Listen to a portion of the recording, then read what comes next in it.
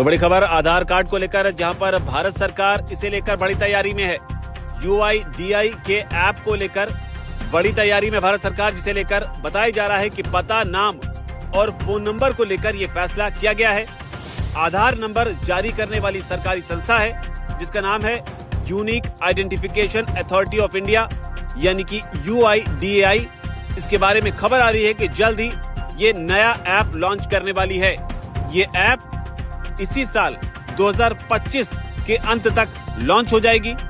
इसके अलावा जो जानकारी मिल रही है, ये ऐप ऑल इन वन होगा, जिसका ई आधार मोबाइल ऐप जो है वो एंड्रॉइड और iOS दोनों फोन पर काम करेगा। यानी जिनके पास में एंड्रॉइड फोन है या जिनके पास में एप्पल फोन है, दोनों के लिए ऐप जो है वो जारी किया जाएगा। इस ऐप के जरिए लोग जो हैं वो अपने आधार कार्ड में date of birth, phone number और पता अब आसानी से अपडेट कर पाएंगे।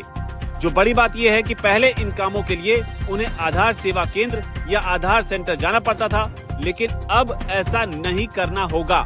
फिलहाल M आधार ऐप जो है वो मौजूद है, जिसमें यूजर्स अपना आधार डेटा सेव करते हैं। लेकिन अब जल्द ही UIDAI एक नया ऐप लेकर आने की तैयारी में है, जिसके जरिए बताया ये जा रहा है कि ये ऐप आधार कार्ड में जो डेटा है या जो जानकारी है उसे अपडेट करने का जो प्रोसेस है उसे आसान बनाने की दिशा में उठाया गया कदम है।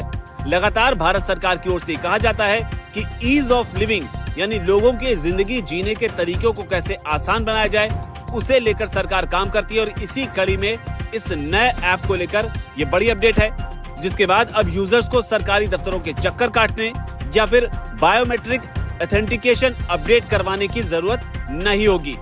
इसके अलावा जो बड़ी बात है वो ये भी है कि इस ऐप के बारे में ये भी कहा जा रहा है कि ये AI से लैस होगी।